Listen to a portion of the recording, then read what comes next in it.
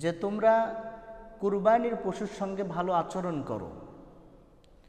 আমি তো এই হাদিসটা পড়ার পরে আশ্চর্য হয়ে গেছি যে কুরবানির পশুকে আমরা জবাই করব, সেই কুরবানির পশুর সঙ্গে আমরা কিভাবে ভালো আচরণ করতে পারি। আমি আশ্চর্য হয়ে গেলাম। তখন আমি হাদিসটা খুব মনোযোগ দিয়ে পড়লাম। হাদিসের মধ্যে বলা হচ্ছে যে তোমরা যখন কুরবানি করবে, এই কুরবানির যে ছুরি আছে, এই ছুরিটা তোমরা ওই পশুকে দেখাবে না।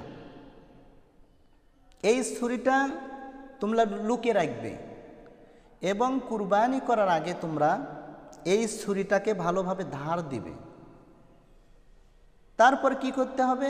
রসুল বলছেন কুরবানির পশুকে অতি তাড়াতাড়ি জমিনের মধ্যে শোয়াইয়া ক্যাবলা দিকে করে বিসমিল্লাহি আল্লাহু আকবার বলে ওই ধারালো ছুরি দিয়ে আমাদেরকে জবাই করতে হবে।